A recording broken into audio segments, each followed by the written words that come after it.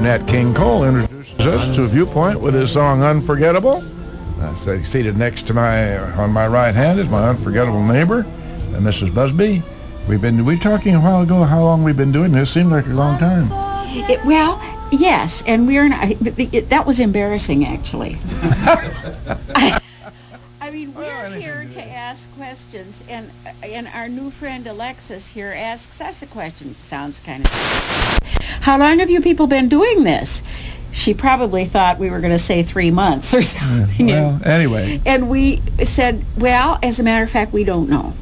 So I hope you're better at answering questions than we are, Alexis. Yeah, we'll come along I guess we'll find out. That's right. This is Viewpoint. We call this, Alexis, the program of personalities, politicians, and perspectives. Today we got 2 out of the 3. That's about 67%. We're going to have a personality and a perspective. Speaking of politics, would anybody like to weigh in on the movie 2016? Number to call is 648-5510 in case you have any comments. We'll accept them, pro or con.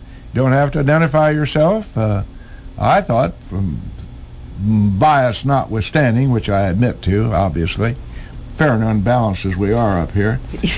In your dreams. But from taking my bias aside, I thought the movie was very well done. Spectacular from the standpoint of the way they juxtapositions from time and place. We went to India and we went to Africa, and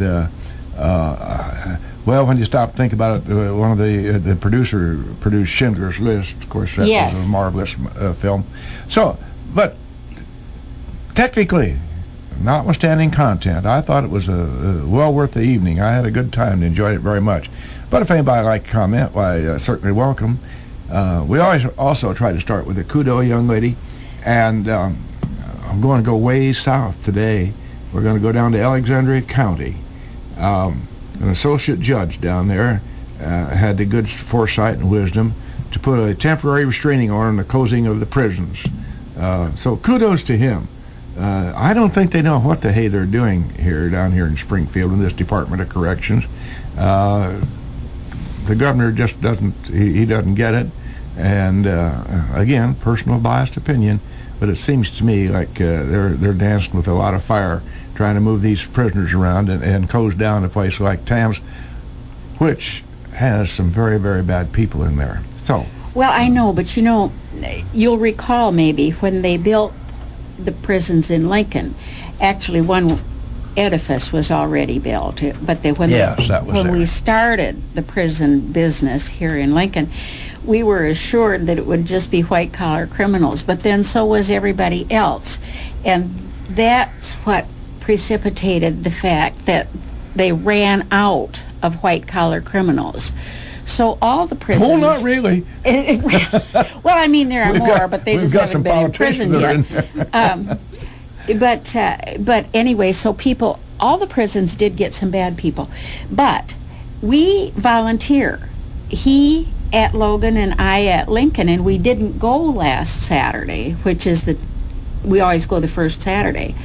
We didn't go last Saturday because they were trying to decide whether they were going to play fruit basket upset and move the girls to the boys' prison and the boys to the girls' prison and bring down the people from Dwight, the ladies, and move them in with the ladies from Lincoln who would be at Logan. I hope you followed that. Who's on first? But they just didn't know what was going to happen, so we didn't go. Nobody went out there because we didn't know what they were doing. They didn't know what they were doing. As we sit here today, I'm sure they don't know what the heck's going on. Yeah, so anyway, this judge now has stepped up to the plate and said, I don't think this is a very good idea. So I guess we'll just have to see what transpires here. Somebody is going to figure it out, I assume, maybe. Before you and I get out of here, or maybe. Not. Speaking of getting out of here, do you have some epitaphs that you uncovered somewhere along the line? The best epitaph, the old saying, rather the taffy now than the epitaphy later. This is funny, I think. Well, I did too, that's why. On the grave of Ezekiel Akel in East Deloise Cemetery in Nova Scotia. Oh dear, that's not... Here lies Ezekiel Akel, age 102. only the good die young. Isn't that awful? And in Thurmont, Maryland, here lies an atheist, all dressed up, but no place to go. Those are some of the fun I kind of like that. Those are some of the Which fun reminds me, did you hear this morning on your news that in the platform that the Democrats will be presenting at their current convention Dog and Pony Show is they've deleted the word God from it in any way, shape, or form, and decided not to allude to Jerusalem being the center. Lest we offend anybody. The Jewish people. We've also eliminated a day of prayer in this country. It was okay to have a Muslim day of prayer. I think we probably better move on to our guest. Why don't you introduce our nice guest this I'd morning? like to do that. She is nice, too. And she's been in this job now for about 9 months, right? That is correct. And Alexis Yadron is the donor relations consultant with Central Illinois Community Blood Bank. That is the blood bank with whom Abraham Lincoln Memorial Hospital does business. That is correct. So that is the one that we use in our county here. And, yes. I want to ask a question about that, may I? Sure. As opposed to when we have I think I may have misunderstood something here. When we have the blood bank, the trailer that comes through and they go to the Oasis or the church or wherever. Yeah. Or the college gym or the Lincoln Christian University. Yeah. Is that differential? Is that different from the... No. No, okay. They're one That and the is same. it. That is. Okay, yeah, we do blood drives in okay. 14 different counties in the Central Illinois area. We have a blood center that's located on 7th Street in Springfield. So donors that live in the Springfield area or maybe the surrounding communities that work in Springfield can donate during the workday or on the weekend, and they can come into the center. Versus, you know, if they wait until they go back to their community in the evening and donate at a blood drive that we may have in their community. And there are definite proscribed times at which a person can donate. Now, if you're, by the way, welcome. We've kind of gotten our... Yeah, we kind of, something it's called politics, got in the way of things, and the first thing you know, we forgot to be doing what we're supposed to be doing up here. Which is making nice. Yes, to the guests. And being gracious, and we appreciate your presence. You made it a little trip to get here. I'm glad you found us. Was it hard? No, I printed off directions before I came, and I had my phone with me in case I needed to pull over and enter in the address. Isn't technology a miracle? I love it. Yeah, really. I was going to ask you about people who go to the centers. Now, in Lincoln, most oftentimes the blood banks, the blood drives are held at the Masonic Temple, where there's plenty of parking, and the people get tea and crumpets. You get juice or water or something to drink, and a coffee and a cookie, and or a chit for old Joe's. Or a chit for old Joe's, if you prefer. And you come in there. You don't even have to make an appointment. You just come in. And then they ask you some questions that really aren't terribly invasive, I don't think. And check your blood to be sure that you've got enough to share. And then you can do this every several months, or if you just do platelets, that's a different story. Can you explain to us what I'm talking about? Because she hadn't a clue, nor do I. Gotcha. Yeah, so we go to the Lincoln Masonic Center the first Monday of every month. Right. And every time that we go to the Lincoln Masonic Center, we have a different organization that sponsors that month for us. The only month that we don't go to the Lincoln Masonic Center is September, because Labor Day is always the first Monday. So we go twice in August, the first Monday and the last Monday of the month. But again, it's a different sponsor each month, and they do provide sandwiches and cookies and any kind of, you know, goodies that they want to, and they usually make orange juice and coffee, and lemonade and water is always available to the donors. Now, even though we go once a month to Lincoln, to the Masonic Center, donors can only donate every 56 days when they're doing whole blood. Now, if they're going to do double reds, where they give 2 units of their red blood cells but get back their plasma and platelets, they can donate every 108 days. Speaking of technology, because that has to be done right on the spot, doesn't it? Yes, there is a special machine called an Alexis that we have to bring with us, and we usually bring 2 to Lincoln because Lincoln donors are great, and we always get like 10 each time, and it takes about an hour, so we can only do 2 every hour if we have 2 machines. So we stand out here, and well, I'll rephrase that. We do a good record here in Lincoln as far as contributions of our blood is concerned. Oh yes, we definitely get donors that will come every other month when their 8 weeks is ready. They're there. And if I try to mess with anything, no. They don't like that. There are people That's who good to know. have pins for gallons and gallons. Our friend Charlie Anderson was one of those way back. I used to go on a regular basis, and then finally I decided I was too old to do that.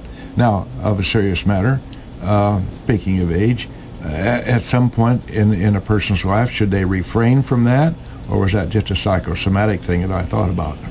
There is no age cap. You have to be at least 16 to donate, and you have to have a parental consent form signed so your parents know what you're doing.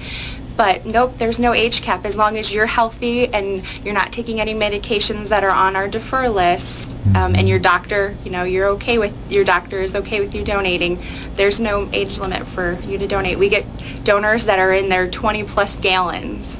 It's pretty amazing. That something? Yes, it is amazing. Well, every time I've gone, I see kids out there that looks like they just had their 16th birthday yesterday. They're very young, but they're getting into it. I suppose it's a thing in their family. Their family has participated. It's been an important program to their family, and so the kids see that, well, in our family, this is how we do it. Yes, and actually during the school year, that is our biggest blood donation time of the year. The summertime we dip a little because school's not in session. We try to get into as many high schools as we can to allow the students to donate, because it does make it's such a little thing that they can do to make such a big difference. One donation can help save 3 lives, because the blood they donate gets separated into 3 blood products. So the students make a huge impact, and when we're in the summertime, we miss our students. Certainly, and you miss your donors but I can't see how winter wouldn't be an issue too, because in winter the snowbirds are gone, and in summer the people who go north to get out of the weather that we have here are gone. So that's the summertime is when you need the donors, and the summertime is when you're short. This is correct, and we try to think of different ways and programs that we can do in order to get donors to come out. In Chatham this year, one of the areas that I work in and I live in, we did a Badges for Life challenge where we had 2 blood drives, well, 4 blood drives total during the summertime, 2 with the fire department and 2 with the police department, and it was a challenge between those 2 departments to see who could collect the most blood. And then in August we announced the winner, and the losing chief got a pie in the face. You know, now that's a good idea, because people love a contest. In a town like Chatham, Atlanta, Lincoln, where we all know one another, and in most cases are related, by the by. Somewhere or another. Yeah. It makes it even more fun, because you know who the police chief is and who the fire chief is, and it's probably your cousin. And so the contest becomes a real thing, doesn't it? Yes, and Springfield already does this within Sangamon County. They do it with their police department and the fire department, and it does so well. and Jacksonville does it too. And I thought, well, if these two big towns could do it, I bet it would be fun to try to see how my hometown would do a challenge like this. And we did have great turnout for the summertime for these two challenges. Good deal. It's very exciting. That's good. I'm sitting here thinking, Judith Kay, we could have a pie in the face contest right here in this studio.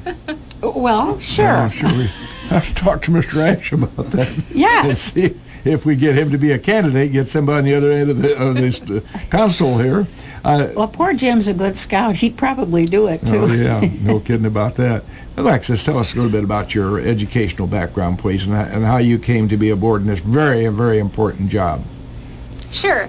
After I graduated from Glenwood High School, I went to what was SCI in Springfield. It's now Benedictine, and I went to school for 2 years there. I got scholarships to play athletics, so I stayed home and worked. No, I played softball and tennis. Okay. So it was a nice way to, it's a great school, so I got a great education, you know, without having any debt. And then I was able to work at home, you know, stay home, work, save money, and then I transferred up to Ripon College in Wisconsin. It's a small private school to finish out my bachelor degree. Good. So I was really excited to go up to Wisconsin. I liked it up there. Then I came home after I graduated, and I wasn't quite ready to get a job and, you know, start the working world yet. So I went to UIS and got my master's in public administration and a certificate in the management of a nonprofit organization, because I always knew I was interested in business, but I really wanted to be in the public sector and help work at a nonprofit, try to manage one day was basically the overall goal.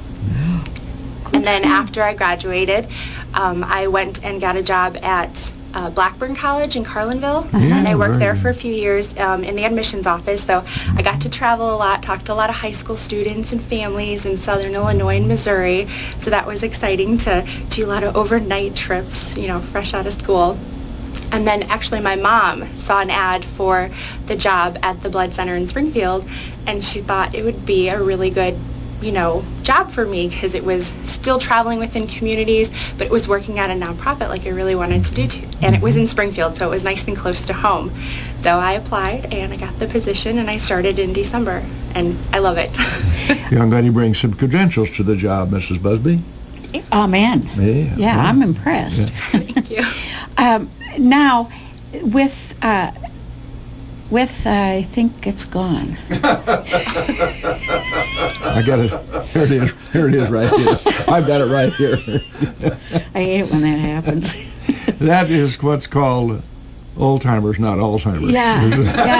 There's a finite difference. Let me tell you, sometimes it's a very finite difference. What day is it? Are we laughing at me? With. The preposition would be with. Oh, with. Yeah. Okay. Well, now, let me say this as about we that. speak about non-profit or not-for-profit, there's a differentiation there too. The finite things I can't remember, but at any rate, how do you support yourself? I know that the volunteers are the ones who donate the blood, but you have several doctors and nurses with several very expensive machines at every blood center, every blood bank that occurs throughout the year. Now that has to be paid for. The companies, I'm sure, don't just volunteer you a machine and say, here, look at this work, $500,000, and you can have it for nothing. You know, I doubt it. So how in the world is it that that you do pay the overhead? Because everything has overhead. There's no free lunch. This is true. We do charge the hospitals for the blood products, so they do pay a price for the, you know, the red blood cells, the plasma, and the platelets that we provide. So that is how we are able to pay for the machines and the nurses and the phlebotomists and the staff that works in the center. Right.